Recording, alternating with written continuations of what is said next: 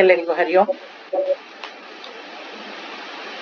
ಓಂ ಸಹನಾವವತು ಸಹನೋ ಭುನಕ್ತು ಸಹ ವೀರ್ಯಂ ಕರವಾವಹೈ ತೇಜಸ್ವಿನಾವಧೀತಮಸ್ತು ಮಾ ವಿದ್ವಿಷಾವಹೈ. ಓಂ ಶಾಂತಿ ಶಾಂತಿ ಶಾಂತಿ. ಹರಿ ಓಂ. ಶ್ರೀ ಗುರುಭ್ಯೋ ನಮಃ. ಹರಿ ಓಂ. ಪೂಜ್ಯ ಸ್ವಾಮೀಜಿಯವರು ಸಿದ್ದಾಪುರ ಶಿರಲಗಿಯಿಂದ ಜಾಯಿನ್ ಆಗಿದ್ದಾರೆ. ತಮ್ಮೆಲ್ಲರ ಬಯಕೆ ಸಂಕಲ್ಪ ಸ್ವಾಮೀಜಿಯವರು ಕೂಡಲೇ ಒಪ್ಕೊಂಡು ನಮ್ಮ ಸತ್ಸಂಗಕ್ಕೆ ಅಡ್ರೆಸ್ ಮಾಡಕ್ಕೆ ಒಪ್ಕೊಂಡು ಅವರು 22ರಲ್ಲಿ 2022 ಕೋವಿಡ್ ಸಮಯದಲ್ಲಿ ಒಂದ್ಸಲ ಕ್ಲಾಸ್ ಅಡ್ರೆಸ್ ಮಾಡಿದ್ರು. ಈಗ ಮತ್ತೆ ಅಡ್ರೆಸ್ ಮಾಡ್ತಾ ಇದ್ದಾರೆ. ತಮ್ಗೆ ಸ್ವಾಮೀಜಿ ಎಲ್ಲರ ಪರವಾಗಿ ಸ್ವಾಗತ. ಇವರೆಲ್ಲ ಹೊಸಬ್ರಿರೋದ್ರಿಂದ ಸ್ವಾಮೀಜಿಯವರ ಪರಿಚಯವನ್ನ ಶ್ರೀಮತಿ ರಶ್ಮಿ ರಾಘವೇಂದ್ರ ಅವ್ರು ಮಾಡ್ಕೊಡ್ಬೇಕು ಅಂತ ಕೇಳ್ಕೊಳ್ತೇನೆ. ಹರಿ ಓಂ ಸ್ವಾಮೀಜಿ.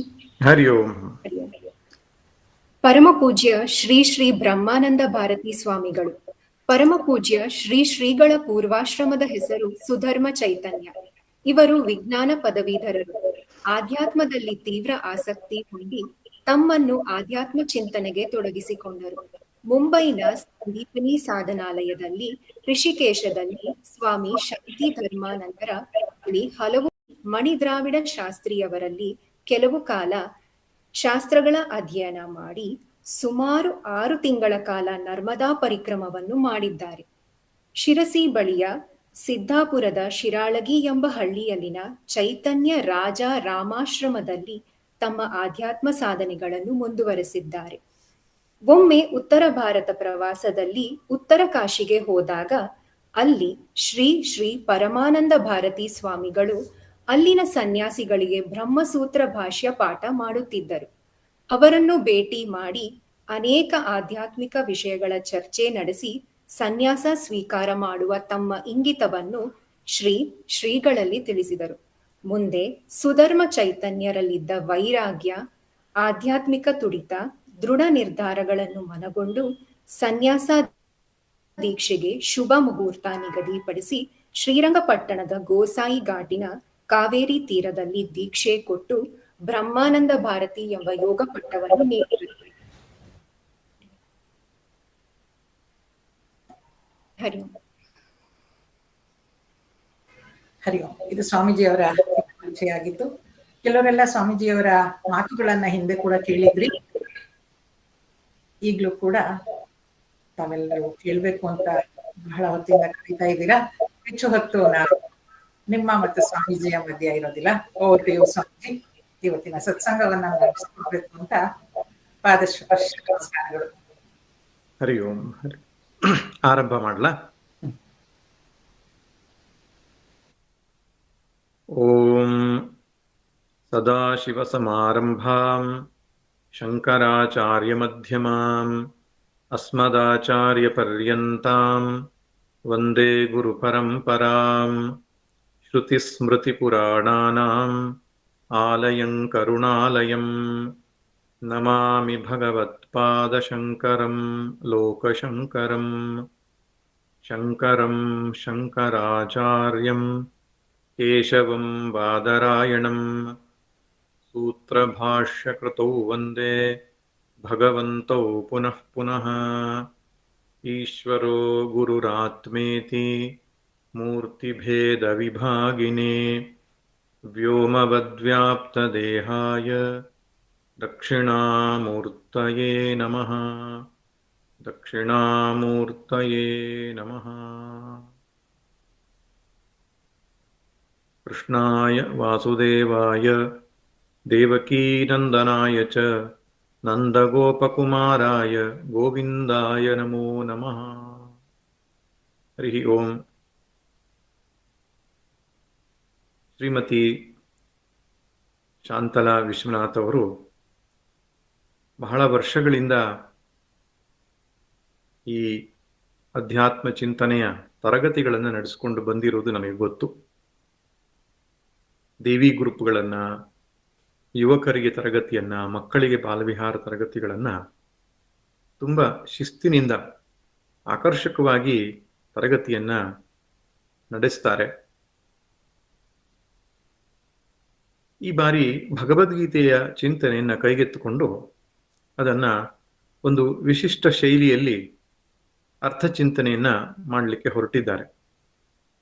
ಈ ಸತ್ಸಂಗದ ಬಗ್ಗೆ ನನ್ನ ಹತ್ರ ಮಾತಾಡ್ಲಿಕ್ಕೆ ಹೇಳಿದಾಗ ನಾನು ನಿಮ್ಮ ವಿಡಿಯೋ ಒಂದು ಕಳಿಸ್ಕೊಡಿ ಅಂತ ಹೇಳಿ ನಾನು ನೋಡಿದೆ. ಅಲ್ಲಿ ಮೊದಲನೇ ಅಧ್ಯಾಯದಲ್ಲಿಯೂ ಕೂಡ ಒಂದು ವಿಶೇಷವಾದ ಚಿಂತನೆಯನ್ನ ಹೇಗೆ ನಡೆಸಬಹುದು ಎನ್ನುವುದನ್ನ ಅತ್ಯಂತ ಪ್ರಾಕ್ಟಿಕಲ್ ಆಗಿ ನಮ್ಮ ಜೀವನಕ್ಕೆ ಬೇಕಾದಂತಹ ಮೌಲ್ಯಗಳನ್ನ 1ನೇ ಅಧ್ಯಾಯದಲ್ಲಿ ಚಿಂತಿಸಿದ್ದಾರೆ. ಹಾಗಾಗಿ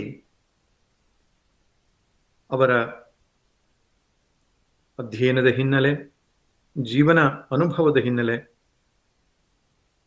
ಇವುಗಳಿಂದಾಗಿ ಈ ತರಗತಿ ಹೆಚ್ಚಿನ ಜನರಿಗೆ ಪ್ರಯೋಜನವನ್ನು ಕೊಡುತ್ತೆ ಅಂತ ನನ್ನ ಭಾವನೆ. ಈಗ ಮೊದಲನೇ ಅಧ್ಯಾಯವನ್ನ ಮುಗಿಸಿ 2ನೇ ಅಧ್ಯಾಯದ ಕಡೆಗೆ ಹೋಗ್ತಾ ಇದ್ದಾರೆ ಅಂತ.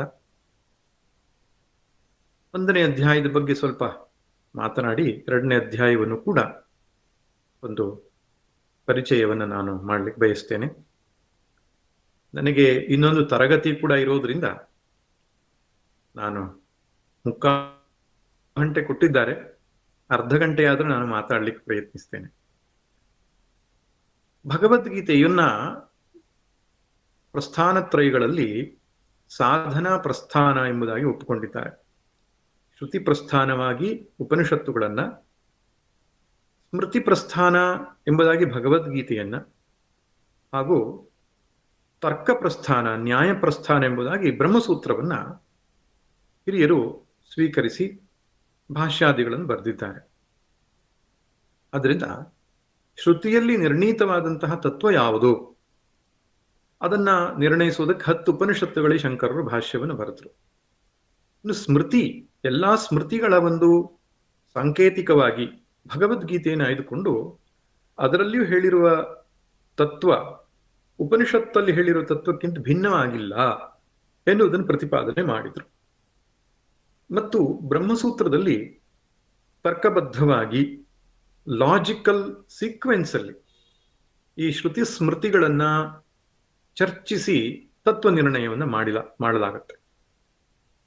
ಆದ್ದರಿಂದ ಶ್ರುತಿ ಸ್ಮೃತಿ ಹಾಗೂ ತರ್ಕಬದ್ಧವಾದ ವಿಚಾರ ಇವುಗಳಲ್ಲಿ ಹೇಳಿರುವಂಥದ್ದು ಒಂದೇ ಆಗಿದೆ ಎಂಬುದು ಶಂಕರರು ನಿರ್ಣಯಿಸಿದರು. ಆದ್ದರಿಂದ ಇದಕ್ಕೆ ಸ್ಮೃತಿ ಪ್ರಸ್ಥಾನ ಎಂಬ ಹೆಸರು ಬಂತು. ಇದಲ್ಲದೆ ಒಂದು ವಿಶೇಷತೆ ಇದೆ ಭಗವದ್ಗೀತೆಗೆ, ಏನಪ್ಪಾ ಅಂದ್ರೆ ಅದು ಸಾಧನಾ ಪ್ರಸ್ಥಾನ. ಶ್ರುತಿಯಲ್ಲಿ ಅಂದ್ರೆ ಉಪನಿಷತ್ತುಗಳಲ್ಲಿ ವಿಶೇಷವಾಗಿ ಜೀವ ಬ್ರಹ್ಮೈಕ್ಯ ವಿಚಾರವನ್ನ ಚರ್ಚೆಗೆ ಎತ್ತುಕೊಂಡ್ರೆ, ಭಗವದ್ಗೀತೆಯಲ್ಲಿ ಅದನ್ನು ಸಾಧಿಸುವುದಕ್ಕೆ ಬೇಕಾದಂತಹ ಸಾಧನೆಗಳನ್ನ ಹೆಚ್ಚಿನದಾಗಿ ಚರ್ಚೆ ಮಾಡಲ್ಪಟ್ಟಿದೆ. ಆದ್ರಿಂದ ಶ್ರುತಿಯಲ್ಲಿ ಎಲ್ಲೋ ಸಾಂಕೇತಿಕವಾಗಿ ಹೇಳಿರುವ ಸಂಗತಿಯನ್ನ ವಿಸ್ತಾರವಾಗಿ ಭಗವದ್ಗೀತೆಯಲ್ಲಿ ಚರ್ಚೆ ಮಾಡಲ್ಪಟ್ಟಿದೆ. ಉದಾಹರಣೆಗೆ ಕರ್ಮಯೋಗದ ಬಗ್ಗೆ ಈಶಾವಾಸ್ಯಮಿದಂ ಸರ್ವಂ ಯತ್ಕಿಂಚ ಜಗತ್ಯಾನ್ ಜಗತ್ ಎನ್ನುವಂತಹ 1 ಮತ್ತು 2 ಮಂತ್ರದಲ್ಲಿ ಕರ್ಮಯೋಗದ ಬಗ್ಗೆ ಒಂದು ಬೀಜ ರೂಪವಾಗಿ ಉಪನಿಷತ್ ತಿಳಿಸಿದ್ರೆ, ಭಗವದ್ಗೀತೆ ಅದಕ್ಕಾಗಿ 6 ಅಧ್ಯಾಯಗಳನ್ನೇ ಮೀಸಲಿಟ್ಟಿದೆ. ಉಪಾಸನಾ ಯೋಗದ ಬಗ್ಗೆ ಉಪನಿಷತ್ತುಗಳಲ್ಲಿ ಅಲ್ಲಲ್ಲಿ ಕಂಡು ಬರ್ತದೆ. ಅದನ್ನ ಒಂದು ವಿಶೇಷವಾದ ಶೈಲಿಯಲ್ಲಿ ಇಂದಿನ ಜನರು ಕೂಡ ಆ ಭಕ್ತಿ ಯೋಗ ಅಥವಾ ಉಪಾಸನಾ ಯೋಗವನ್ನು ಹೇಗೆ ಸಾಧಿಸ್ಲಿಕ್ಕೆ ಸಾಧ್ಯ ಇನ್ನು ಸರಳವಾದ ಶೈಲಿಯಲ್ಲಿ ಭಗವದ್ಗೀತೆ ಪ್ರತಿಪಾದಿಸ್ತದೆ. ಹಾಗೆ ಜ್ಞಾನ ಯೋಗವನ್ನ, ಅದಕ್ಕಿಂತ ಹೊರತಾಗಿ ಜೀವನ ಮುಕ್ತನ ಲಕ್ಷಣ ಅಂತ ನಾವೇನು ಉಪನಿಷತ್ತುಗಳಲ್ಲಿ ಅಲ್ಲಲ್ಲಿ ಕಾಣ್ತೇವೆ, ಅದನ್ನು ವಿಸ್ತಾರವಾಗಿ ಕೈಗೆತ್ತಿಕೊಂಡು ಚರ್ಚೆ ಮಾಡುತ್ತೆ. ಇನ್ನು ಧ್ಯಾನದ ಬಗ್ಗೆ ನಮಗೆ ಅಲ್ಲಲ್ಲಿ ಮಂತ್ರಗಳು ಸಿಗುತ್ತೆ ಉಪನಿಷತ್ತಲ್ಲಿ. ಶ್ವೇತಾಶ್ವತರ ಉಪನಿಷತ್ನಲ್ಲಿ ವಿಶೇಷವಾಗಿ ಸಿಗುತ್ತೆ. ಇದನ್ನ ಒಂದು ಅಧ್ಯಾಯವನ್ನೇ ಧ್ಯಾನ ವಿಷಯವಾಗಿ ಭಗವದ್ಗೀತೆ ಮೀಸಲಿಟ್ಟಿದೆ. ಹಾಗೆ ನಾವು ನೋಡಿದಾಗ ಗೊತ್ತಾಗುತ್ತದೆ, ಯಾವೊಂದಿಷ್ಟು ಸಂಗತಿಗಳು ನಮ್ಮ ನಿತ್ಯ ಜೀವನದ ಅಧ್ಯಾತ್ಮ ಪ್ರಗತಿಗೆ ಮುಖ್ಯವಾದವುಗಳು, ಅವುಗಳನ್ನು ವಿಸ್ತಾರವಾಗಿ ಭಗವದ್ಗೀತೆಯಲ್ಲಿ ಚರ್ಚೆ ಮಾಡಿದೆ. ಆದ್ದರಿಂದ ಅಂದಿನ ಕಾಲದಲ್ಲಿ ಯಾಗ, ಯಜ್ಞ, ಉಪಾಸನಾದಿಗಳು, ಅಷ್ಟಾಂಗ ಯೋಗಗಳು ಇವೆಲ್ಲ ಅತ್ಯಂತ ಸಹಜವಾಗಿ ಸಾಧನೆ ಮಾಡಲಿಕ್ಕೆ ಆಗ್ತಿತ್ತು. ಕಲಿಯುಗದಲ್ಲಿ ಅದೆಲ್ಲ ಕಷ್ಟ ಸಾಧ್ಯ ಎಂಬುದನ್ನು ಅರಿತು ಭಗವಂತನು ಅರ್ಜುನನ ನಿಮಿತ್ತವಾಗಿಟ್ಟುಕೊಂಡು ಶ್ರುತಿಯ ಸಾರವನ್ನೆಲ್ಲ ಭಗವದ್ಗೀತೆಯ ಮೂಲಕ ನಮ್ಮಗಳಿಗೆ ಅದು ಅನುಕೂಲ ಆಗುವ ಹಾಗೆ ಉಪದೇಶ ಕೊಟ್ಟಿದ್ದಾನೆ. ಆದ್ದರಿಂದ ಪ್ರಾಕ್ಟಿಕಲ್ ಸ್ಪಿರಿಚುವಾಲಿಟಿ ಯಾವುದಪ್ಪ ಅಂದ್ರೆ, ಅನುಷ್ಠಾನ ವೇದಾಂತ ಯಾವುದಪ್ಪ ಅಂದ್ರೆ ಶ್ರೀಮದ್ ಭಗವದ್ಗೀತೆ. ಅದನ್ನ ಚೆನ್ನಾಗಿ ತಿಳಿದು ಬಿಟ್ರೆ ಶ್ರುತಿಯ ಸಾರವನ್ನೆಲ್ಲ ತಿಳಿದ ಹಾಗೆ ಎಂಬುದಾಗಿ ವ್ಯಾಸರ ವಚನವೇ ಇದೆ. ಗೀತಾ ಸುಗೀತಾ ಕರ್ತವ್ಯ ಕಿಮನ್ಯೈಹಿ ಶಾಸ್ತ್ರ ವಿಸ್ತರೈಹಿ ಯಾ ಸ್ವಯಂ ಪದ್ಮನಾಭಸ್ಯ ಮುಖಪದ್ಮಾದ್ ವಿನಿಸೃತ ಎಂಬುದಾಗಿ ವ್ಯಾಸರು ಹೇಳ್ತಾರೆ. ಗೀತೆಯೊಂದನ್ನು ಚೆನ್ನಾಗಿ ತಿಳಿದುಕೊಂಡು ಬಿಡಿ ಅಂತ.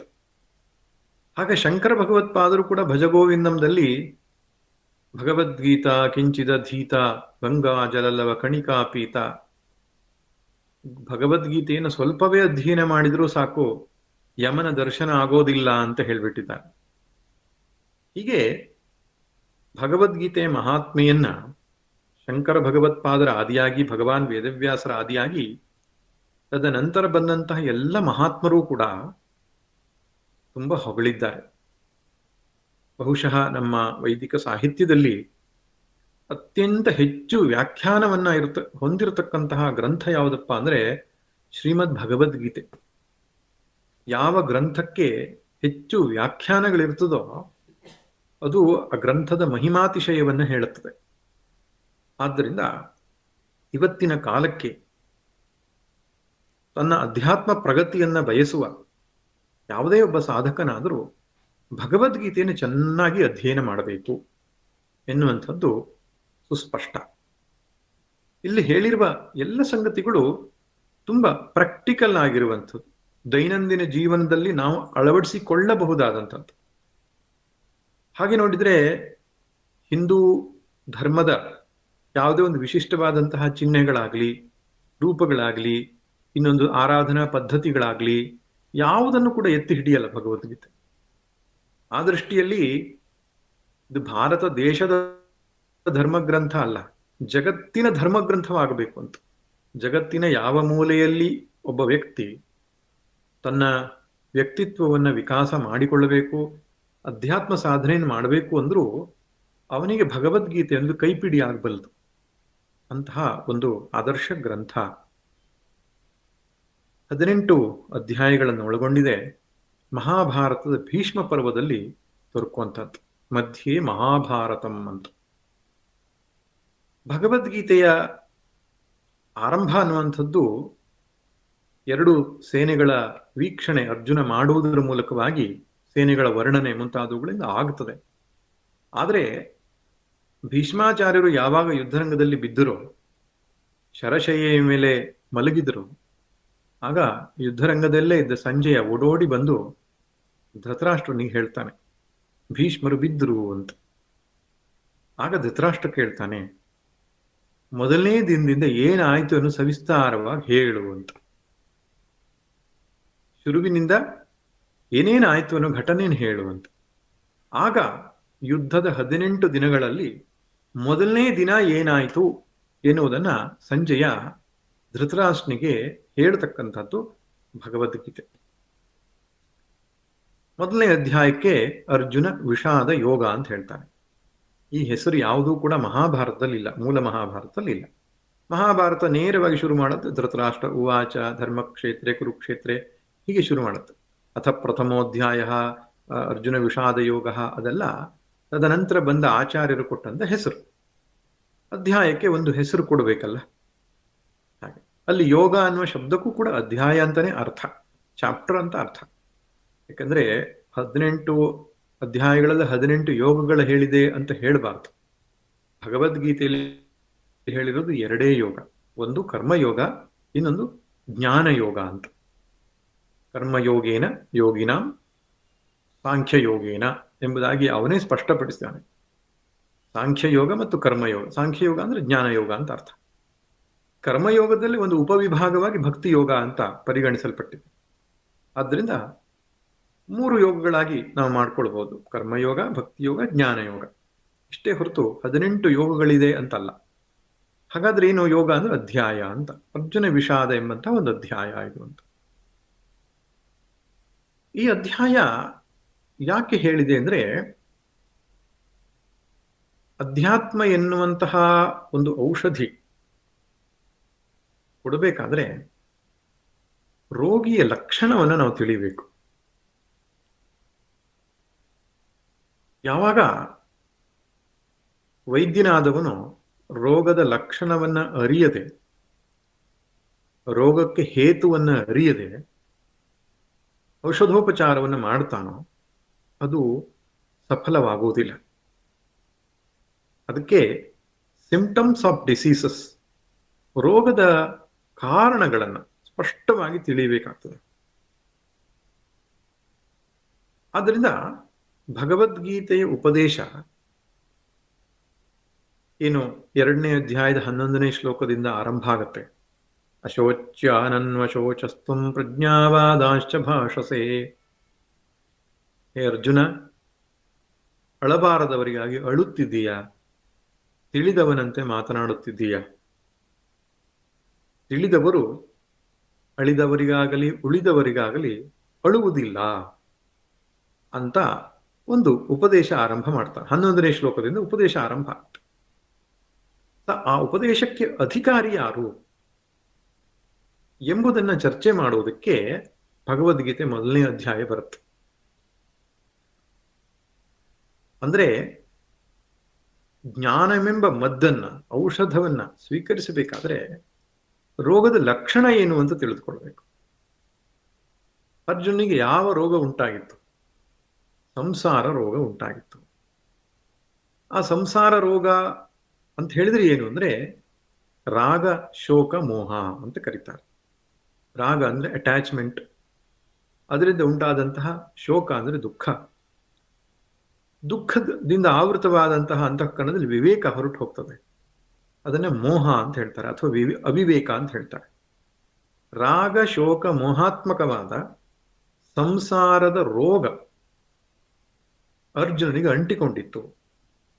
ಅದಕ್ಕೆ ಔಷಧವಾಗಿ ಜ್ಞಾನದ ಪರಿಹಾರವನ್ನ ಭಗವಂತ ಮೊದಲು ಕೊಡ್ತಾನೆ ಆರಂಭದಲ್ಲಿ. ಅದು ಸಫಲವಾಗದೇ ಇದ್ದಾಗ ನಂತರ ಕರ್ಮಯೋಗ ಮುಂತಾದಂತಹ ಸಾಧನೆಯ ಪರಿಹಾರವನ್ನು ನೀಡ್ತಾನೆ. ಆದ್ದರಿಂದ ಭಗವದ್ಗೀತೆಗೆ ಅಧಿಕಾರಿ ಯಾರು? ಇದು 1ನೇ ಅಧ್ಯಾಯ ಚರ್ಚೆ ಮಾಡುತ್ತೆ. ನಿಜವಾಗಿ ನಮ್ಮ ಶಾಸ್ತ್ರಗಳಲ್ಲೆಲ್ಲ ಹಾಗೇ ಬರುತ್ತೆ. ಅನುಬಂಧ ಚತುಷ್ಟಯ ಅದನ್ನು ಹೇಳಬೇಕು. ಯಾವುದೇ ಗ್ರಂಥ ಅಧ್ಯಯನ ಮಾಡೋದಕ್ಕಿಂತ ಮುಂಚೆ ಅನುಬಂಧ ಚತುಷ್ಟಯ, ವಿಷಯ, ಅಧಿಕಾರಿ, ಪ್ರಯೋಜನ, ಸಂಬಂಧ ಅಂತ. ಆದ್ದರಿಂದ ಅಧಿಕಾರಿ, ವಿಷಯ, ಸಂಬಂಧ, ಪ್ರಯೋಜನಾತ್ಮಕವಾದಂತಹ ಅನುಬಂಧ ಚತುಷ್ಟಯವನ್ನು ಹೇಳಲಿಕ್ಕೆ ಹೊರಟಿದ್ದು 1ನೇ ಅಧ್ಯಾಯ. ಅರ್ಜುನ ಏನು ಮಾಡ್ತಾನೆ ಅಂದ್ರೆ ತಾನೇ ಔಷಧವನ್ನು ತೆಗೆದುಕೊಳ್ಳಿ ಪ್ರಯತ್ನಿಸ್ತಾನೆ. ಮೊದಲು ಸೆಲ್ಫ್ ಮೆಡಿಕೇಶನ್ ಅಂತ ಹೇಳ್ತಾರೆ.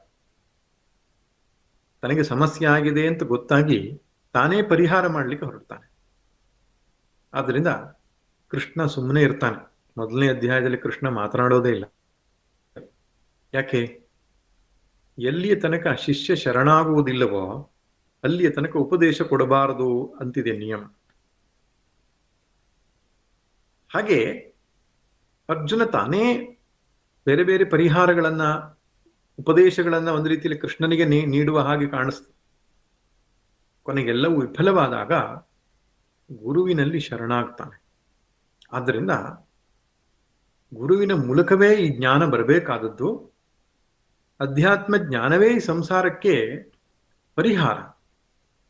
ಈ ಮುಂತಾದ ವಿಷಯಗಳನ್ನ ಹೇಳುವುದಕ್ಕೆ ಈ ಆರಂಭದ ಕೆಲವು ಶ್ಲೋಕಗಳು ಮೀಸಲಾಗಿವೆ.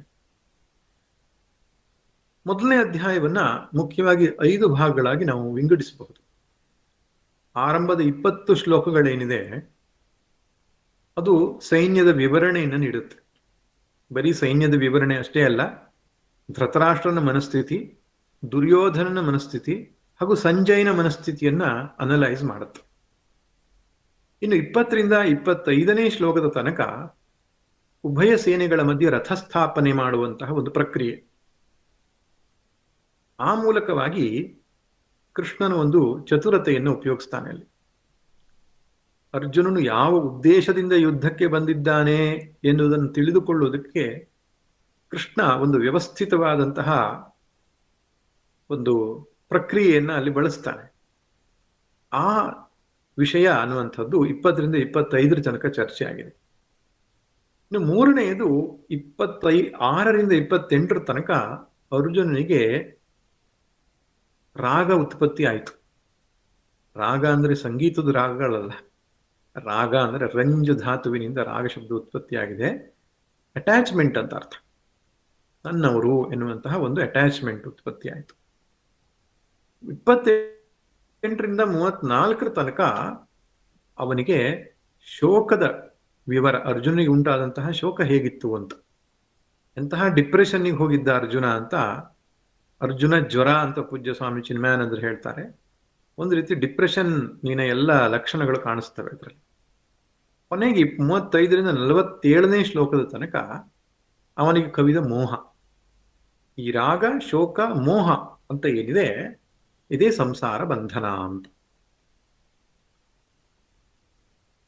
ಆದರೂ ಕೂಡ ಒಬ್ಬ ಸ್ವಾರ್ಥಿಯ, ಒಬ್ಬ ಅವಿವೇಕಿಯ ಅಥವಾ ಆಸುರಿ ಸಂಪತ್ತುಳ್ಳವನ ಮನಸ್ಸು ಹೇಗೆ ಯೋಚನೆ ಮಾಡುತ್ತೆ ಅನ್ನೋದನ್ನ ಎಷ್ಟು ಚಂದ ಭಗವದ್ಗೀತೆ ವರ್ಣಿಸುತ್ತೆ. ಮೊದಲನೇ ಅಧ್ಯಾಯದ ಮೊದಲ 20 ಶ್ಲೋಕಗಳಲ್ಲಿ ಬಹುಶಃ ಶಾಂತಲಾ ಅವರು ಅದನ್ನ ವರ್ಣಿಸಿದ್ದಾರೆ, ವಿವರಿಸಿದ್ದಾರೆ ಅಂತ ಕಾಣಿಸುತ್ತೆ. ಧೃತರಾಷ್ಟ್ರನ ಯೋಚನೆ ಹೇಗಿತ್ತು ನೋಡಿ. ಮಾಮಕಾಫ್ ಪಾಂಡವಾಶ್ಚೈವ ಅಂತ ಹೇಳ್ತಾನೆ. ಅವನು ಹೇಳ್ಬೋದಿತ್ತು ಕೌರವರು ಪಾಂಡವರು ಅಂತ ಹೇಳ್ಬೋದಿತ್ತು, ಅಥವಾ ದುರ್ಯೋಧನಾದಿಗಳು ಪಾಂಡವರು ಅಂತ ಹೇಳ್ಬೋದಿತ್ತು. ಅದ್ರ ಬದಲು ನನ್ನವರು ಪಾಂಡವರು ಅಂತ.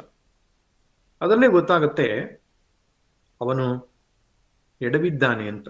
ಮಹಾಭಾರತಕ್ಕೆ ಮಹಾಭಾರತ ಯುದ್ಧಕ್ಕೆ ಮೂಲ ಕಾರಣಕರ್ತ ಯಾರು ಅಂದ್ರೆ ಈ ಧೃತರಾಷ್ಟ್ರನೇ.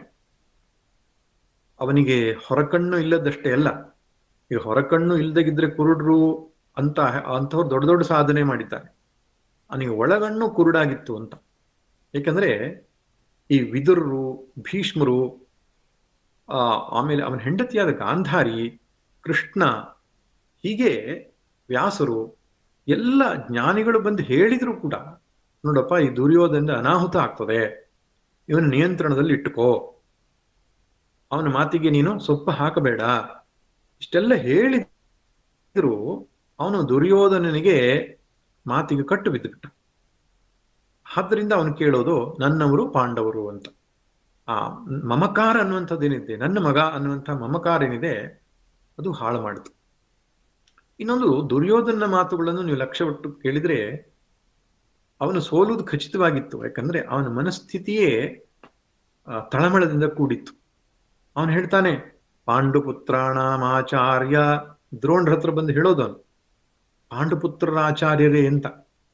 ಅಂದ್ರೆ ಈ ಶ್ಲೋಕಗಳೆಲ್ಲ ಹೇಗೆ ಹೆಣದಿದ್ದಾರೆ ಅಂದ್ರೆ ಅವನ ಮನಸ್ಸಲ್ಲಿರುವ ಭಾವನೆಯನ್ನೂ ಕೂಡ ನಮಗೆ ಅರ್ಥ ಮಾಡುವ ಹಾಗೆ, ರೀಡ್ ಬಿಟ್ವೀನ್ ದ ಲೈನ್ಸ್ ಅಂತ ಹೇಳ್ತಾರ, ಎರಡು ವಾಕ್ಯಗಳ ಮಧ್ಯೆ ಇರೋದನ್ನು ಓದಬೇಕು ಅಂತ. ಹಾಗೆ ಪಾಂಡುಪುತ್ರಾಣಾಮಾಚಾರ್ಯ ಅಂದ್ರೆ ಅವನಿಗೆ ಸಂಶಯ ಇತ್ತು, ನಮಗಿಂತ ಹೆಚ್ಚು ಪಾಂಡವರ ಮೇಲೆ ಇವನಿಗೆ ಪ್ರೇಮ ಇದೆ ದ್ರೋಣರಿಗೆ ಅಂತ. ಅದು ಆ ಸಂದರ್ಭದಲ್ಲಿ ಹೇಳುವಂಥದ್ದು, ಅವನ ಮನಸ್ಸಲ್ಲಿದ್ರು ಹೇಳುವಂಥದ್ದಲ್ಲ, ಆದ್ರ ಭಯದಿಂದ ಅದು ಸತ್ಯ ಹೊರಗಡೆಗೆ ಬಂದ್ಬಿಟ್ಟಿದೆ. ಅಷ್ಟೇ ಅಲ್ಲ, ಅವನು ದೃಪದ ಪುತ್ರೇಣ ತವ ಶಿಷ್ಯೇಣ ಧೀಮತ, ಪಾಂಡವರ ಸೇನೆಯಲ್ಲಿ ಸೇನಾನಾಯಕನಾಗಿ ದೃಪದ ಇದ್ದಾನೆ ಅಂತ ಹೇಳಿದ್ರೆ ಸಾಕು. ಅದು ದೃಷ್ಟದ್ಯುಮ್ನ ಇದ್ದಾನೆ, ದೃಪದ ಪುತ್ರನ ದೃಷ್ಟದ್ಯುಮ್ನ ಇದ್ದಾನೆ ಅಂತ ಹೇಳಿದ್ರೆ ಸಾಕಿತ್ತು. ತವ ಶಿಷ್ಯೇಣ ಅಂತ ಹೇಳಿದ್ ಯಾಕೆ? ಕಾರಣ ಇಷ್ಟೇ, ದ್ರೋಣರನ್ನು ಕೊಲ್ಲಿಕ್ಕೆ ಹುಟ್ಟಿದ್ದವನು ದೃಷ್ಟದ್ಯುಮ್ನ. ದ್ರೋಣನನ್ನು ಕೊಲ್ಲಿಕ್ಕೆ ಅವನ ದೃಪದನ ತಪಸ್ಸಿನಿಂದ ಹುಟ್ಟಿದಂಥವನು. ಆದ್ರೆ ಈ ಸಂದರ್ಭದಲ್ಲಿ ಆ ಮಾತುಗಳನ್ನ ಆಡ್ತಾ ಅವರಲ್ಲಿರ್ತಕ್ಕಂತಹ ಸಾಮರ್ಥ್ಯವನ್ನು ಕುಂದಿಸುವುದು ಅವನ ಮನೋಬಲದ, ಅವನ ದೌರ್ಬಲ್ಯವನ್ನ ಅದು ಸೂಚಿಸ್ತಾ ಇದೆ. ಮತ್ತೆ ದ್ವಿಜೋತ್ತಮ ಎಂಬ ಶಬ್ದ ಬಳಕೆ ಮಾಡ್ತಾರೆ ದ್ರೋಣರಿಗೆ. ಬ್ರಾಹ್ಮಣನಾಗಿದ್ದವನು ಷಟ್ಕರ್ಮ ನಿರತನಾಗಿರಬೇಕು. ಯಜನ, ಯಾಜನ, ಅಧ್ಯಯನ, ಅಧ್ಯಾಪನ, ದಾನ, ಪ್ರತಿಗ್ರಹಾದಿ ಷಟ್ಕರ್ಮಗಳಲ್ಲಿ ನಿರತನಾಗಬೇಕಾದವನು ಕ್ಷಾತ್ರ ಧರ್ಮವನ್ನು ಸ್ವೀಕರಿಸಿದ್ಯಾ, ನೀನು ಸ್ವಧರ್ಮದಿಂದ ಭ್ರಷ್ಟನಾಗಿದ್ದೀಯಾ ಅನ್ನುವಂತಹ ಒಂದು ಸಂಬೋಧನೆ ದ್ವಿಜೋತ್ತಮ ಎಂಬ ಶಬ್ದದ ಮೂಲಕ. ಇನ್ನೊಂದು ಶಬ್ದವಂತೂ ಸ್ಪಷ್ಟವಾಗಿ ಹೇಳ್ಬಿಡ್ತಾನೆ, ಅಪರ್ಯಾಪ್ತಂ ತದಸ್ಮಾಕಂ ಅಂತ. ನಮ್ಮ ಬಲ ಸಾಕಷ್ಟು ಇಲ್ಲ, ಪಾಂಡವರು ಸಾಕಷ್ಟಿದೆ ಅಂತ. ಇವ್ರದ್ದು 11 ಅಕ್ಷೋಹಿಣಿ ಇದೆ, ಪಾಂಡವ್ರದ್ದು ಕೇವಲ 7 ಅಕ್ಷೋಹಿಣಿ. ಆದ್ರೆ ಯಾಕೆ ಹಾಗನ್ನಿಸ್ತು? ಮತ್ತೊಂದು ಶಬ್ದ ಬಳಸ್ತಾನೆ, ಮದರ್ಥೆ ತ್ಯಕ್ತ ಜೀವಿತಾಹ ಅಂತ. ನನಗಾಗಿ ಜೀವ ಬಿಡ್ಲಿಕ್ಕೆ ಬಂದವರು ಇವರು ಅಂತ. ನಾಯಕ ಮಮ ಸೈನ್ಯಸ್ಯ ಅಂತ ದ್ರೋಣರಿಗೆ ಹೇಳ್ತಾನೆ, ನೀವು ನಮ್ಮ ಸೈನ್ಯದ ನಾಯಕರು. ಭೀಷ್ಮರಾಗಿದ್ರು, ಅವರಲ್ಲ. ಆ ಸದ್ಯಕ್ಕೆ ಯುದ್ಧ ಆರಂಭದಲ್ಲಿ ಭೀಷ್ಮರು 10 ದಿನ ಯುದ್ಧ ಮಾಡಿದ್ರು ಸೇನಾ ನಾಯಕರು. ಈ ಎಲ್ಲ ಬಡವಡಿಕೆಯ ಮಾತುಗಳು ಅವನಿಂದ ಯಾಕೆ ಬಂತು ಅಂದ್ರೆ, ಎಲ್ಲಿ ಅಧರ್ಮ ಇರ್ತದೋ ಅಲ್ಲಿ ಮನಸ್ಸು ಶಾಂತವಾಗಿ ಇರೋದಿಲ್ಲ. ದುರ್ಯೋಧನ ತಪ್ಪು ಮಾಡಿದ್ದಾನೆ, ತಪ್ಪು ಮಾಡುವುದರಿಂದ ಒಳಗಡೆಯೇ ಸೋತಿದ್ದಾನೆ ಅವನು, ಹೊರಗಡೆಗೆ ಸೋಲೋದು ಬಾಕಿ ಇದೆ ಅಷ್ಟೆ. ಆದ್ರಿಂದ ಯುದ್ಧ ಆಗೋದಕ್ಕಿಂತ ಮುಂಚೆನೆ ದುರ್ಯೋಧನ ಸೋಲನ್ನ ಅವನ ಮನಸ್ಥಿತಿ ತೋರಿಸ್ತಾ ಇದೆ. ಇನ್ನು ಸಂಜಯನ ಮಾತಾಡುವ ಮಾತನ್ನು ಕೇಳಿ. ಸಂಜಯನಿಗೆ ಪಾಂಡವರ ಪರವಾಗಿ ಎಷ್ಟು ಧನಾತ್ಮಕ ಭಾವನೆ ಇತ್ತು ಅಂತ. ಅವನು ಶಂಖದ ಹೆಸರು ಹೇಳುವಾಗ, ಊದಿದಂತ ಶಂಖದ ಹೆಸರು ಹೇಳುವಾಗ ಕೌರವರ ಪಕ್ಷದ ಒಂದು ಹೆಸರು ಹೇಳಲ್ಲ, ಪಾಂಡವರದೆಲ್ಲ ಶಂಖದ ಹೆಸರು ಹೇಳ್ತಾನೆ, ಪಂಚಪಾಂಡವರದ್ದು ವಿಶೇಷವಾಗಿ. ಪಾಂಚಜನ್ಯಂ ಋಷಿಕೇಶೋ ದೇವದತ್ತಂ ಧನಂಜಯ. ಅಷ್ಟೇ ಅಲ್ಲ, ಆ ಶಂಖ ಊದಿದ ಮೇಲೆ ಪರಿಣಾಮ ಏನಾಯ್ತು ಅಂತ ಹೇಳುವಾಗ, ಕೌರವರು ಶಂಖ ಊದಿದ್ರು, ತುಮುಲೋ ವ್ಯನುನಾದಯನ್, ಅದು ತುಂಬ ತುಮುಲಾಯ್ತು, ಗದ್ಲಾಯ್ತು ಅಂತ ಹೇಳ್ಬಿಟ್ಟ. ಆದ್ರೆ ಪಾಂಡವರು ಶಂಖ ಊದಿದ ಮೇಲೆ ಏನಾಯ್ತು ಅಂತ ಹೇಳ್ತಾನೆ, ಸಘೋಷೋ ಧಾರ್ತರಾಷ್ಟ್ರಾಣಾಂ ಹೃದಯಾನಿ ವ್ಯದಾರಯತ. ಧೃತರಾಷ್ಟ್ರನ ಮಕ್ಕಳ ಹೃದಯವನ್ನು ಒಡೆದು ಹಾಕ್ತು ಅಂತ. ಯಾರ ಮುಂದೆ ಹೇಳ್ತಿದ್ದಾನೆ ಅವನು? ಧೃತರಾಷ್ಟ್ರನ ಮುಂದೆನೆ ಹೇಳ್ತಿದ್ದಾನೆ. ಆದ್ರಿಂದ ಪಾಂಡವರ ಧಾರ್ಮಿಕ ಪ್ರವೃತ್ತಿ, ಕೃಷ್ಣನು ಬಲವಾಗಿ ಅವರ ಕಡೆಗೆ ನಿಂತಿರುವುದರಿಂದ ಪಾಂಡವರಿಗೆ ಜಯ ಎಂಬಂತಹ ಮಾತು ಭಗವದ್ಗೀತೆ ಕೊನೆಯಲ್ಲಿ ಹೇಳಿದ ಅವನು. ಅದು ನೆನಪಿರ್ಲಿ, ಆಗ್ಲಾದ್ರೂ ಧೃತರಾಷ್ಟ್ರ ಯುದ್ಧ ನಿಲ್ಲಿಸಬಹುದಿತ್ತು. ಏನು ಹೇಳಿದ ಅವನು? ಯತ್ರ ಯೋಗೇಶ್ವರ ಕೃಷ್ಣೋ ಯತ್ರ ಪಾರ್ಥೋ ಧನುರ್ಧರ ತತ್ರ ಶ್ರೀರ್ ವಿಜಯೋಭೂತಿರ್ ಧ್ರುವ ನೀತಿರ್ಮತಿರ್ಮಮ. ಇಲ್ಲಿ ಕೃಷ್ಣ ಇದ್ದಾನೋ, ಇಲ್ಲಿ ಅರ್ಜುನ ಇದ್ದಾನೋ, ನಿಶ್ಚಯವಾಗಿ ಜಯ ಸಿಗುತ್ತೆ ಅಂತ ಹೇಳಿದ್ದಾನೆ. ಆವಾಗ ಇನ್ನೂ ಯುದ್ಧ ಮುಗ್ದಿರ್ಲಿಲ್ಲ. ಭೀಷ್ಮರು ಹೋಗಿದ್ರು ಅಷ್ಟೇನೆ. ತನ್ನ ಒಂದು ಅಟೂಟ್ ಸಿದ್ಧಾಂತ ಏನಿದೆ ಸ್ಪಷ್ಟವಾಗಿ ಧೃತರಾಷ್ಟ್ರನ ಮುಂದೆನೆ ಹೇಳ್ತಾನೆ ಸಂಜಯ. ಯಾಕೆ? ಅವನು ಧರ್ಮಾತ್ಮ. ಸಂಜಯ ಧರ್ಮಾತ್ಮ. ಅದರಿಂದ ಯಾವುದು ಧರ್ಮ, ಯಾವುದು ಅಧರ್ಮ ಸ್ಪಷ್ಟವಾಗಿ ಸತ್ಯವನ್ನ ನಿಖರವಾಗಿ ಹೇಳುವಂತಹ ಒಂದು ಶಕ್ತಿ, ಬಲ ಅವನಲ್ಲಿ ಇತ್ತು, ಅದು ಗೊತ್ತಾಗ್ತದೆ. ಆದ್ರಿಂದ ಈ ಮನೋಧರ್ಮಗಳ ಒಂದು ಪರಿಚಯ, ಸೈಕಾಲಜಿ ಅಂತ ಹೇಳ್ತಾರೆ ಇದನ್ನು. ಒಬ್ರು ಹಿರಿಯ ವಿದ್ವಾಂಸರೊಬ್ಬರು ಅಮೆರಿಕ ದೇಶಕ್ಕೆ ಹೋಗಿದ್ರಂತ. ಅವರು ಆ ದೇಶದ ಒಬ್ಬರು ಪ್ರಖ್ಯಾತ ಮನೋವಿಜ್ಞಾನಿ ಅಂತ ಹೇಳ್ತಾರೆ, ಮನೋವೈದ್ಯರು, ಸೈಕ್ಯಾಟ್ರಿಸ್ಟ್ ಸೈಕಾಲಜಿಸ್ಟ್ ಅಂತ ಹೇಳ್ತಾರಲ್ಲ, ಅವರನ್ನ ಆಹ್ವಾನಿಸಿದ್ರಂತೆ ಅವ್ರ ಆಫೀಸಿಗೆ. ಅಮೆರಿಕ ದೇಶದವರು ಅವರು. ನಮ್ಮ ದೇಶದ ವಿದ್ವಾಂಸರು ಅವ್ರ ಆಫೀಸಿಗೆ ಹೋದಾಗ ನೋಡ್ತಾರೆ, ದೊಡ್ಡ ಭಗವದ್ಗೀತೆ ಉಪದೇಶದ ಚಿತ್ರ ಹಾಕೊಂಡಿದ್ದಾರೆ ಅವ್ರ ಆಫೀಸ್ನಲ್ಲಿ. ಅವಾಗ ಕೇಳಿದ್ರಂತೆ, ಈ ಫೋಟೋ ಯಾಕೆ ಹಾಕೊಂಡಿದ್ದೀರಿ ಇಲ್ಲಿ ಅಂತ. ಅವ್ರು ಹೇಳಿದ್ರಂತೆ, ಜಗತ್ತಿನ ಮೊದಲ ಸೈಕ್ಯಾಟ್ರಿಸ್ಟೇ ಕೃಷ್ಣ ಅಂತ ಹೇಳಿದ್ರಂತೆ. ಆದ್ದರಿಂದ ಭಗವದ್ಗೀತೆಯಲ್ಲಿ ಮನೋವಿಜ್ಞಾನ ಅನ್ನೋದು ತುಂಬಾ ಸುಂದರವಾಗಿ ವರ್ಣಿಸಲ್ಪಟ್ಟಿದೆ. ಇನ್ನು 20ನೇ ಶ್ಲೋಕದಿಂದ 25 ತನಕ ಕೃಷ್ಣ ರಥ ನಿಲ್ಸೋದು, ಅರ್ಜುನ ಆದೇಶ ನೀಡೋದು ನೋಡ್ಬೇಕು. ಸೇನೆಯೋರ್ಭಯೋರ್ ಮಧ್ಯೆ ರಥಂ ಸ್ಥಾಪಯ ಮೇಚ್ಯುತ. ಅಚ್ಯುತ, 2 ಸೈನ್ಯಗಳ ಮಧ್ಯೆ ನನ್ನ ರಥ ತೆಗೆದುಕೊಂಡು ಹೋಗಿ ನಿಲ್ಸ್ ನೀವು. ಯಾಕೆ? ಭಾವಾವೇಶದಲ್ಲಿ ಬಂದಿದ್ದವನು. ಯುದ್ಧ ಯಾವಾಗ ಆಗ್ತದೆ ಅಂತ ಕಾಯ್ತಾ ಇದ್ದ. ಅದಕ್ಕಾಗಿ ತಪಸ್ಸು ಮಾಡಿ ಅನೇಕ ರೀತಿಯ ಅಸ್ತ್ರಗಳನ್ನು ಸಂಪಾದಿಸಿದ್ದ. ಈ ದುಷ್ಟರ ಸೊಕ್ಕನ್ನು ಅಡಗಿಸಬೇಕು ಅಂತ ತೀವ್ರ ಉತ್ಸಾಹದಲ್ಲಿ ಬಂದಿದ್ದ. ಸಾಕಷ್ಟು ದ್ವೇಷ ಅವನೊಳಗಡೆ ತುಂಬಿಕೊಂಡಿತ್ತು. ಯೋಚನೆ ಮಾಡ್ತಾನೆ, ದ್ವೇಷದಿಂದ ಯುದ್ಧ ಮಾಡಬಾರ್ದು, ರಾಗದಿಂದಲೂ ಮಾಡಬಾರ್ದು, ದ್ವೇಷದಿಂದಲೂ ಮಾಡಬಾರ್ದು. ಸಮತ್ವ ಬುದ್ಧಿಯಿಂದ ಮಾಡಬೇಕು. ಈ ಸಮತ್ವ ಬುದ್ಧಿಯ ಉಪದೇಶವನ್ನ ಅರ್ಜುನವನ್ನು ನಿಮಿತ್ತವಾಗಿಟ್ಟುಕೊಂಡು ಜಗತ್ತಿಗೆ ಕೊಟ್ಟು ಬಿಡೋಣ ಅಂತ ಅನಿಸ್ತು. ನೋಡಿ ಭಗವಂತನ ಲೀಲೆ ಹೇಗಿದೆ ಅಂತ. ಇದೊಂದು ಅವಕಾಶ.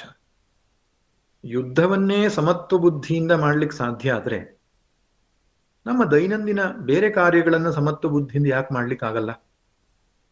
ಆದ್ರಿಂದ ರಣರಂಗ ಅನ್ನುವಂಥದ್ದು ಯುದ್ಧರಂಗ ಅಷ್ಟೇ ಅಲ್ಲ, ನಮ್ಮ ದಿನನಿತ್ಯದ ವ್ಯವಹಾರವೂ ಒಂದು ರೀತಿ ರಣರಂಗವೇ. ಅದನ್ನು ಸಮತ್ವ ಬುದ್ಧಿಯಿಂದ ಮಾಡಲಿಕ್ಕೆ ಸಾಧ್ಯ ಇದೆ ಎನ್ನುವುದನ್ನ ಈ ಅರ್ಜುನ ನಿಮಿತ್ತವಾಗಿಟ್ಟುಕೊಂಡು ಉಪದೇಶ ಕೊಟ್ಬಿಡೋಣ ಅಂತ ಅನಿಸ್ತು ಕೃಷ್ಣನಿಗೆ. ಆದ್ದರಿಂದ ರಥವನ್ನು ತೆಗೆದುಕೊಂಡು ಹೋದ, ಭೀಷ್ಮದ್ರೋಣರ ಮುಂದೆ ನಿಲ್ಲಿಸಿದ. ಭೀಷ್ಮದ್ರೋಣ ಪ್ರಮುಖತಃ.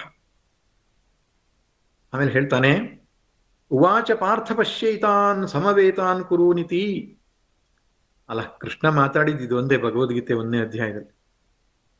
ಈ ಅಧ್ಯಾಯದಲ್ಲಿ ಭಗವಾನುವಾಚ ಅಂತ ಇಲ್ಲ, ಆದ್ರೆ ಅವನು ಹಿಂಗೆ ಹೇಳ್ದ ಅಂತ ಸಂಜಯ ಹೇಳ್ತಾನೆ. ಏನ್ ಹೇಳ್ದ ಕೃಷ್ಣ? ಪಶ್ಯೈತಾನ್ ಸಮವೇತಾನ್ ಕುರೂನ್. ಹೇ ಪಾರ್ಥ, ಈ ಸೇರಿರುವ ಕುರುಗಳನ್ನು ನೋಡು ಅಂತ. ಹಾಗೆ ತೋರಿಸುವಾಗ ಮುಖ್ಯವಾಗಿ ಭೀಷ್ಮದ್ರೋಣಾದಿಗಳನ್ನು ತೋರಿಸ್ದ. ದ್ವೇಷದಿಂದ ಬಂದ ಅರ್ಜುನನ ಮನಸ್ಸಿನಲ್ಲಿ ರಾಗ ಹುಟ್ಟುಕೊಳ್ತು. ನೋಡ್ತಾ ನೋಡ್ತಾ ಇದ್ದ ಹಾಗೆ ನೋಡ್ತಾ ಇದ್ದಾನೆ, ಉಭಯ ಪಕ್ಷಗಳನ್ನು ನೋಡ್ತಾ ಇದ್ದಾನೆ, ಸ್ವಪಕ್ಷ ಮತ್ತು ವೈರಿ ಪಕ್ಷ. ನೋಡಿದ್ರೆ ಯಾರು ವೈರಿಗಳೇ ಇಲ್ಲ ಅಲ್ಲಿ. ಇರೋರು ಯಾರು? ಅಣ್ಣ, ತಮ್ಮ, ಅಜ್ಜ, ಮುತ್ತಜ್ಜ, ಬಾವ, ನೆಂಟ, ಎಲ್ಲ ಸಂಬಂಧಿಕರು, ಇಲ್ಲ ಸ್ನೇಹಿತರು, ಇಲ್ಲ ದಾಯಾದಿಗಳು. ಯಾರಿಗಾಗಿ ನಾವು ಬದುಕಬೇಕು ಅವರನ್ನು ಸಾಯಿಸ್ಲಿಕ್ಕೆ ಹೊರಟಿದ್ದೇವೆ. ನಿಧಾನ ನೋಡ್ತಾನೆ. ತತ್ರ ಪಶ್ಯಸ್ಥಾನ್ ಪಾರ್ಥ ಪಿತೃನಥ ಪಿತಾಮಹ. ಎಲ್ಲರೂ ಆಚಾರ್ಯರಿದ್ದಾರೆ, ಮಾವಂದಿರಿದ್ದಾರೆ, ಸೋದರರಿದ್ದಾರೆ, ಎರಡೂ ಪಕ್ಷದಲ್ಲಿ. ಸರ್ವಾನ್ ಬಂಧೂನ್ ಅವಸ್ಥಿತಾನ್. ಶತ್ರುಗಳನ್ನ ನೋಡ್ಕೊಂಡು ಬಂದಿದ್ದ ಅವನು. ನೋಡಿದ್ರೆ ಅವರೆಲ್ಲ ಮಿತ್ರರಾಗಿ ಬಿಟ್ಟಿದ್ದ. ದ್ವೇಷದಿಂದ ಬಂದಿದ್ದ, ರಾಗ ಜಾಗೃತವಾಗಿ ಬಿಟ್ಟಿದೆ. ರಾಗ ಹೃದಯದಲ್ಲಿ ತುಂಬಿಕೊಂಡಾಗ ಅತ್ಯಂತ ಮೋಹ ಅಂತ, ಮೋಹಾವೇಶ ಅಂತ ಕರೆಯೋಣ.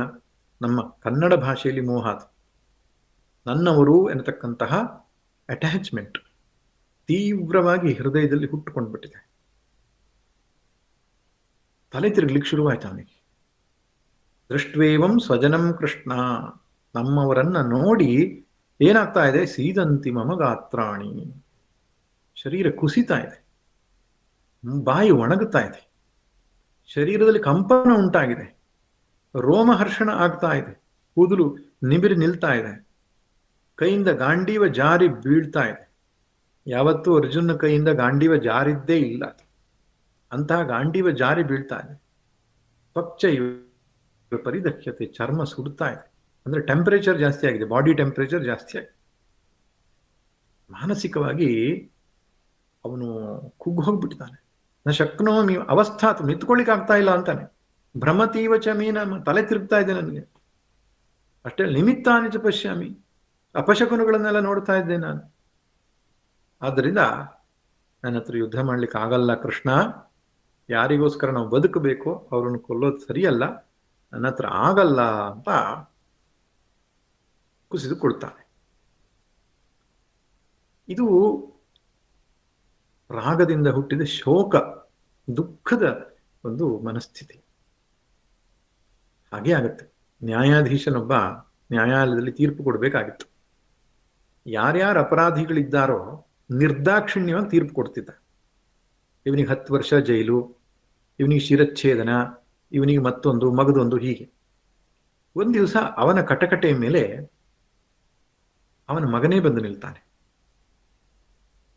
ಆವಾಗ ಅವನು ಹೇಳ್ತಾನಂತ, ನೋಡಿ, ಅಂದ್ರೆ ಮಗ ಮಾಡಿದ ತಪ್ಪು ಏನಪ್ಪಾ ಅಂದ್ರೆ ಮರಣದಂಡನೆಗೆ ಅರ್ಹವಾದ ಪಾಪ ಮಾಡಿದ್ದವ, ತಪ್ಪು ಮಾಡಿದ್ದ, ಮರಣದಂಡನೆ ಕೊಡ್ಬೇಕಿತ್ತು ನ್ಯಾಯಾಧೀಶ. ಆದ್ರೆ ಅವನ ಮಗನೇ ಇದ್ದಾನೆ. ಅವಾಗೇನ್ ಹೇಳ್ತಾನೆ? ಇಲ್ಲ, ತಪ್ಪುಗಳನ್ನು ಮನುಷ್ಯ ಮಾಡೋದು ಸಹಜ, ತಿದ್ದುಕೊಳ್ಳಿಕ್ಕೆ ಅವಕಾಶ ಕೊಡಬೇಕು. ಆದ್ರಿಂದ ಮರಣದಂಡನೆಯನ್ನು ಕೊಡಬಾರದು, ತಿದ್ದುಕೊಳ್ಳಿಕ್ಕೆ ಒಂದು ದೀರ್ಘಾವಧಿ ಶಿಕ್ಷೆಯನ್ನು ಕೊಡೋಣ ಅಂತ ಹೇಳಿದ್ರೆ ಅವನ ಮಾತು ಹೇಗೆ ಅನ್ಯಾಯಸಮ್ಮತವಾಗಿರ್ತದೋ, ನ್ಯಾಯಸಮ್ಮತವಾಗಿರೋದಿಲ್ಲ, ಹಾಗೆ ಆಗಿದೆ ಅರ್ಜುನನಿಗೆ. ಮಮಕಾರ ತೀವ್ರವಾಗಿ ಹುಟ್ಟಿಕೊಂಡಿದೆ, ದುಃಖ ಹೃದಯದಲ್ಲಿ ಒತ್ತರಿಸಿಕೊಂಡಿದೆ, ಮಾತಿನಲ್ಲಿ ಅವಿವೇಕ ತೋರ್ತಾ ಇದೆ. ಭಾವನೆಯ ಮೋಡ ಬುದ್ಧಿಯನ್ನು ಕವಿದು ಬಿಟ್ಟಿದೆ. ರಾಗ ಎನ್ನುವಂತಹ ಮೋಡ ಬುದ್ಧಿಯನ್ನ ಕವಿದು ಮೂಢನನ್ನಾಗಿ ಮಾಡಿದೆ. ಅರ್ಜುನನ ವಿವೇಕ ಹೊರಟು ಹೋಗಿದೆ. ಯುದ್ಧ ಮಾಡೋದೇ ತಪ್ಪು ಅಂತ ಹೇಳ್ತಾನೆ. ಹತ್ಯಧಾರ್ತಾಷ್ಟ್ರಾನ ಕಾಪ್ರೀತಿ ಸ್ಯಾಜಾನ. ಧೃತರಾಷ್ಟ್ರನ ಮಕ್ಕಳನ್ನು ಕೊಂದು ಏನು ನಮಗೆ ಸುಖ ಸಿಗುತ್ತೆ? ಪಾಪಮೇ ಆಶ್ರಯೇದಸ್ಮಾನ್ ಹತ್ವೇದ ಆತತಾಯಿನಃ. ಈ ಆತತಾಯಿಗಳು ಅಂತ ಹೇಳಿದ್ರೆ ಈ ಮನೆಗೆ ಬೆಂಕಿ ಇಟ್ಟವರು, ವಿಷ ಕೊಟ್ಟವರು, ಹೆಂಡತಿಯ ಮಾನ ಅಪಹರಣ ಮಾಡಿದವರು, ಭೂಹರಣ ಮಾಡಿದವರು, ಇವರಿಗೆಲ್ಲ ಆತತಾಯಿಗಳು ಅಂತ ಹೇಳ್ತಾರೆ. ಸ್ಮೃತಿಕಾರರು ಹೇಳ್ತಾರೆ ಆತತಾಯಿಗಳನ್ನ ವಿಚಾರಣೆ ಮಾಡದೆ ಕೊಲ್ಲಬೇಕು ಅಂತ. ಈ ಬಾಂಬ್ ಗಿಂಬ್ ಬಿಡ್ತಾರಲ್ಲ, ಅವರನ್ನು ಪೋಷಿಸಿ ಬೆಳೆಸಿ ಕೊಲ್ಲೋದಲ್ಲ, ವಿಚಾರಣೆ ಮಾಡದೆ ಕೊಲ್ಲಬೇಕು ಅಂತ ಸ್ಮೃತಿಕಾರರು ಹೇಳ್ತಾರೆ. ಅವನಿಗೆ ಗೊತ್ತಿದೆ. ಯಾರಿಗೆ? ಅರ್ಜುನಿಗೆ. ಸ್ಮೃತಿಯನ್ನು ಓದಿಲ್ವಾ? ಓದಿದ್ದಾನೆ ಅವನು. ಆದ್ರೆ ಹೇಳ್ತಿದ್ದಾನೆ ಈ ಆತತಾಯಿಗಳನ್ನ ಕೊಂದ್ರೆ ನಮ್ಗೆ ಪಾಪವೇ ಬರುತ್ತೆ ಅಂತ. ಪಾಪ ಬರಲ್ಲ, ಪುಣ್ಯ ಬರುತ್ತೆ ಆತತಾಯಿಗಳು. ಅದಕ್ಕೆ ಕ್ಷತ್ರಿಯ ಕರ್ತವ್ಯ ಅಂತ. ಈಸ್ ಎ ಪೊಲೀಸ್ ಮ್ಯಾನ್ ಅಥವಾ ಮಿಲಿಟರಿ ಮ್ಯಾನ್. ಶತ್ರು ಸೈನ್ಯವನ್ನ ಅಥವಾ ಇನ್ನೊಬ್ಬ ದೋಷಿಯನ್ನ, ದೇಶದ್ರೋಹ ಮಾಡಿದವನನ್ನ ಕೊಂದ್ರೆ ನನಗೆ ಪಾಪ ಬರುತ್ತೆ ಅಂತ ಹೇಳೋದಾದ್ರೆ ಇವನಿಗೆ ಧರ್ಮವೇ ಗೊತ್ತಿಲ್ಲ ಅಂತ ಅರ್ಥ. ಪಾಕಿಸ್ತಾನಿಯನೋ ಒಬ್ಬನೋ ಅಥವಾ ISI ಏಜೆಂಟು ನಮ್ಮ ದೇಶಕ್ಕೆ ಬಂದು ಏನೋ ಅನಾಹುತ ಮಾಡ್ತಿದ್ದಾನೆ ಅಂತ ತನ್ನ ಕೈಯಲ್ಲಿ ಇರತಕ್ಕಂತಹ ಪಿಸ್ತೂಲನ್ನ ಬಂದೂಕನ್ನು ಹಿಡ್ಕೊಂಡು ಅಯ್ಯೋ ನಾನು ಹೊಡೆಯಲ್ಲ, ಅಹಿಂಸಾ ಸರ್ವಭೂತಾನಾಮ್ ಅಂತ ಹೇಳಿದೆ, ಸೊ ಹಿಂಸೆ ಏನು ಮಾಡ್ಬೇಕು ಅಂತ ಹೇಳಿದ್ರೆ ಅದು ನ್ಯಾಯ ಅಂತ ಹೇಳೋದ. ಅವನಿಗೆ ವಿವೇಕ ಹೊರಟು ಹೋಗಿದೆ ಅಂತ ಅರ್ಥ. ಅಷ್ಟೇ ಅಲ್ಲ, ಕೃಷ್ಣನಿಗೆ ಸಾಕಷ್ಟು ಉಪದೇಶ ಕೊಟ್ಟ. ಆಮೇಲೆ ಉಪದೇಶಗಳೆಲ್ಲ ಖಾಲಿ ಆದ ಮೇಲೆ ತಲೆ ಮೇಲೆ ಕೈ ಹೊತ್ಕೊಂಡು ಕೂತ ಕೆಳಗೆ. ಅಲ್ಲಿಗೆ ಭಗವದ್ಗೀತೆ ಮೊದಲನೇ ಅಧ್ಯಾಯ ಮುಗಿಯುತ್ತೆ. ಆ ಮೂಲಕ ಭಗವದ್ಗೀತೆಯ ಮೊದಲನೇ ಅಧ್ಯಾಯ ಏನ್ ಹೇಳುತ್ತಪ್ಪ ಅಂದ್ರೆ, ಸಂಸಾರ ರೋಗ ಬಂತು ಅರ್ಜುನನಿಗೆ. ನಾವು ಕೂಡ ಹೇಗೆ ನಮ್ಮ ಕರ್ತವ್ಯ ಕರ್ಮವನ್ನ ಮಾಡುವುದಕ್ಕೆ ಹಿಂದೇಟ್ ಹಾಕ್ತೇವೆ. ಒಂದು ರಾಗದಿಂದ, ಇನ್ನೊಂದು ದ್ವೇಷದಿಂದ. ರಾಗದ್ವೇಷ ಅನ್ನುವಂಥದ್ದು ನಮ್ಮನ್ನ ಕರ್ತವ್ಯ ವಿಮುಖರನ್ನಾಗಿ ಮಾಡ್ತಾ ಇರ್ತದೆ. ನಾನು ಏನು ಮಾಡಬೇಕು ಅದನ್ನ ನಿಷ್ಠುರವಾಗಿ ಮಾಡುವುದಕ್ಕೆ ನನ್ನನ್ನ ಹಿಮ್ಮೆಟ್ಟುವಂತೆ ಮಾಡುತ್ತೆ. ಆದ್ದರಿಂದ ಈ ರಾಗದ್ವೇಷವನ್ನು ಮೀರಿದ ಸಮತ್ವ ಬುದ್ಧಿಯನ್ನ ನಾವು ಪಡೆದುಕೊಳ್ಳಬೇಕು. ಆ ಸಮತ್ವ ಬುದ್ಧಿಯನ್ನ ಪಡೆದುಕೊಂಡವನಿಗೆ ಹೆಸರು ಜೀವನ್ಮುಕ್ತ ಅಂತ. ಸ್ಥಿತಪ್ರಜ್ಞ, ಗುಣಾತೀತ, ಭಕ್ತ, ಜ್ಞಾನಿ, ಯುಕ್ತ, ಹೀಗೆ ಬೇರೆ ಬೇರೆ ಶಬ್ದಗಳಿಂದ ಕರೆದಿದ್ದಾರೆ. ಆ ಸಮತ್ವ ಬುದ್ಧಿಯನ್ನ ಪಡೆದುಕೊಳ್ಳುವುದಕ್ಕೆ ನಮಗೆ ಬೇಕಾದದ್ದು ಜ್ಞಾನೋಪದೇಶ, ಆತ್ಮಜ್ಞಾನ ಬೇಕು ನಮಗೆ. ಎರಡನೇ ಅಧ್ಯಾಯ ಅನ್ನೋದು ಆತ್ಮಜ್ಞಾನವನ್ನು ಉಪದೇಶ ಮಾಡುವ ಇಡೀ ಭಗವದ್ಗೀತೆಯ ಸಾರಭೂತವಾದ ಗ್ರಂಥ. ನಿಜವಾದ ಉಪದೇಶ ಶುರುವಾಗೋದು ಎರಡನೇ ಅಧ್ಯಾಯದ 11ನೇ ಶ್ಲೋಕದಿಂದ. 10 ಶ್ಲೋಕಗಳೇನಪ್ಪಾ ಅಂದ್ರೆ ಅರ್ಜುನನ ಶರಣಾಗತಿಯ ವರ್ಣನೆ.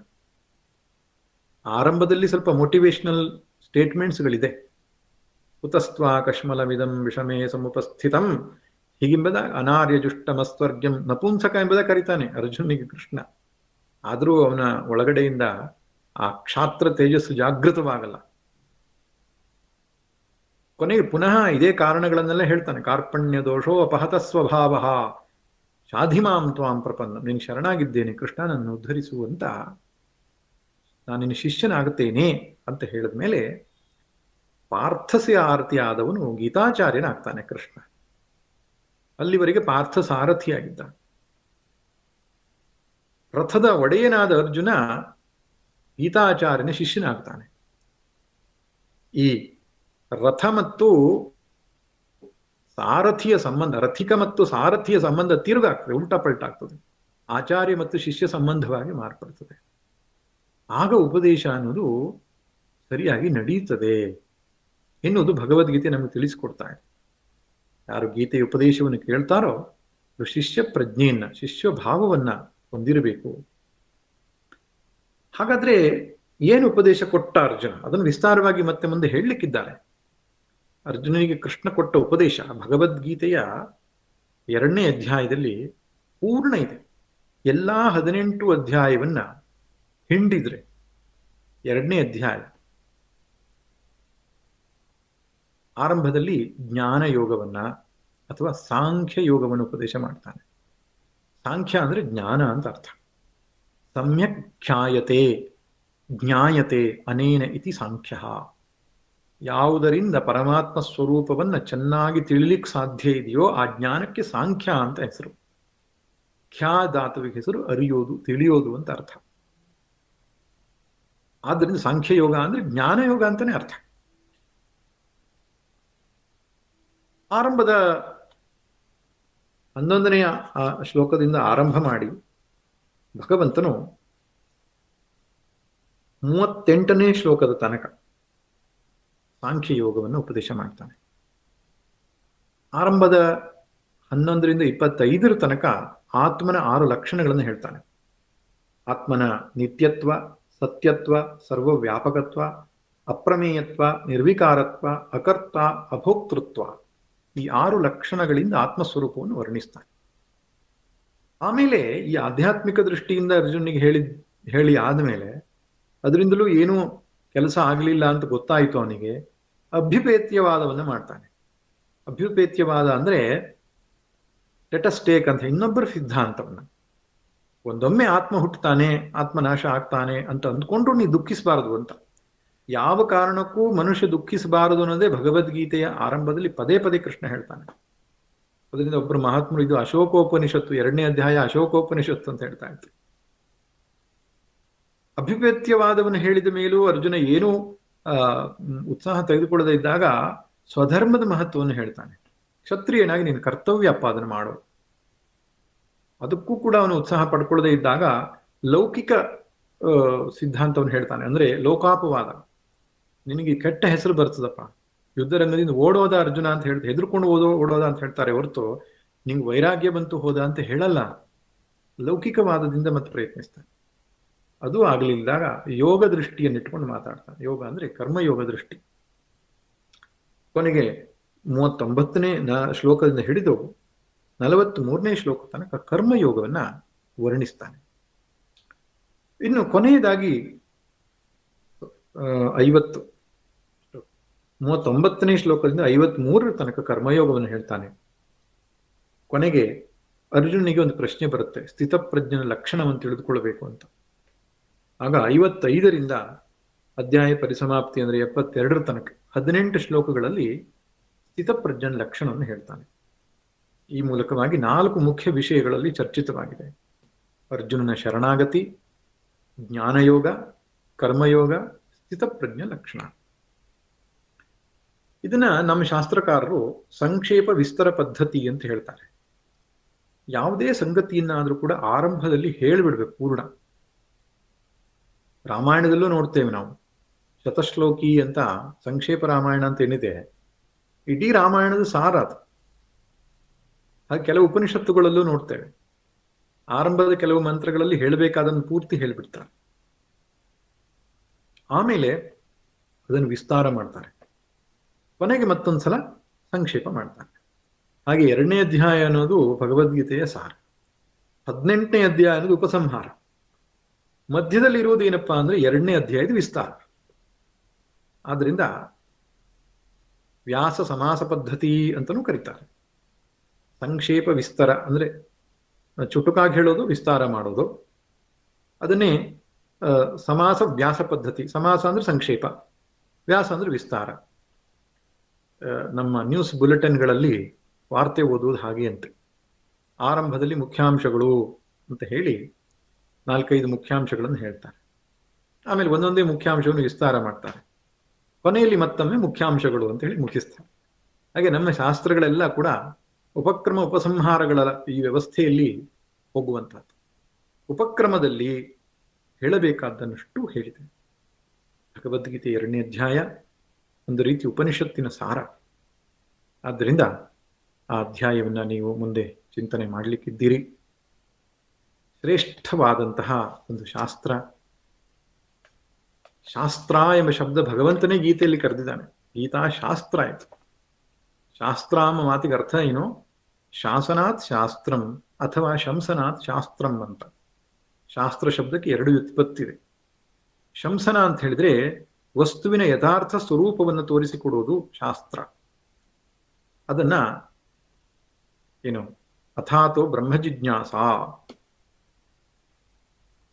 ವಸ್ತುವಿನ ಸ್ವರೂಪವನ್ನು ತಿಳಿಸಿಕೊಡತಕ್ಕಂಥದ್ದು ಶಾಸ್ತ್ರ. ಅದು ಉಪನಿಷತ್ತುಗಳು ಮಾಡುವಂಥ ಕೆಲಸ. ಇನ್ನೊಂದು ಶಾಸನಾತ್ ಶಾಸ್ತ್ರ, ಇದನ್ನು ಮಾಡು ಇದನ್ನು ಮಾಡಬೇಡ ಅಂತ ಹೇಳುವುದು ಶಾಸ್ತ್ರಗಳೇ. ಧರ್ಮಶಾಸ್ತ್ರಗಳೆಲ್ಲ ಆ ಪಂಗಡಕ್ಕೆ ಬರ್ತದೆ. ಆದ್ದರಿಂದ ಭಗವದ್ಗೀತೆ 2 ದೃಷ್ಟಿಯಿಂದಲೂ ಕೆಲಸ ಮಾಡುತ್ತೆ. ಒಂದು, ವಸ್ತುವಿನ ಯಥಾರ್ಥ ಸ್ವರೂಪವನ್ನು ತಿಳಿಸ್ಕೊಡುತ್ತೆ, ಅದನ್ನು ಪಡೆಯೋದಕ್ಕೆ ಬೇಕಾದ ದಾರಿಯನ್ನು ತೋರಿಸ್ಕೊಡುತ್ತೆ. ಅದರಿಂದ ಪ್ರತಿ ಅಧ್ಯಾಯದ ಕೊನೆಯಲ್ಲಿ ಪುಷ್ಪಿಕಾ ವಾಕ್ಯ ಅಂತ ಬರುತ್ತೆ, ಕನ್ಕ್ಲೂಷನ್ ಅಂತ.